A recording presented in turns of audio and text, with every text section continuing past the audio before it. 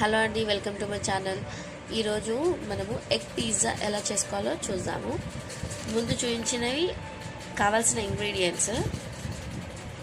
ఒక స్టవ్ మీద చిన్న కడాయి పెట్టుకొని నేను 2 eggs తీసుకున్నాను. ఆ ఎగ్స్లోనే ఒక పించ్ సాల్ట్, 2 pinches మిర్చి పౌడర్ వేసుకున్నాను. అది బాగా బీట్ చేసేసుకొని పక్కన పెట్టేసుకున్నాను. మీన్ వైల్ కడాయి వేడైంది. బీట్ చేసుకున్న ఎగ్ ఇప్పుడు ఆ కడాయిలో పోసేస్తున్నాను.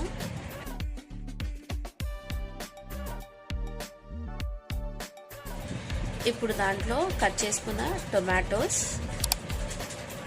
ఆనియన్స్, ఇంకా క్యాప్సికమ్ ఇవన్నీ దాంట్లో వేస్తున్నాను.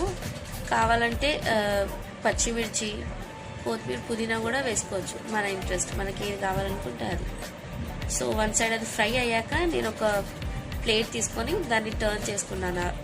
చూపించాను కదా, ఆ విధంగా మీరు కూడా టర్న్ చేసుకోండి.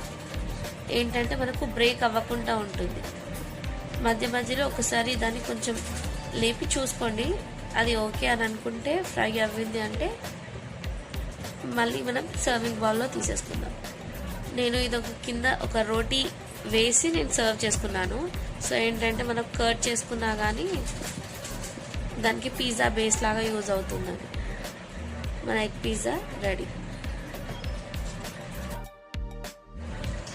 మీకు ఈ వీడియో నచ్చినట్టయితే please do like, share and subscribe our YouTube channel. Thank you.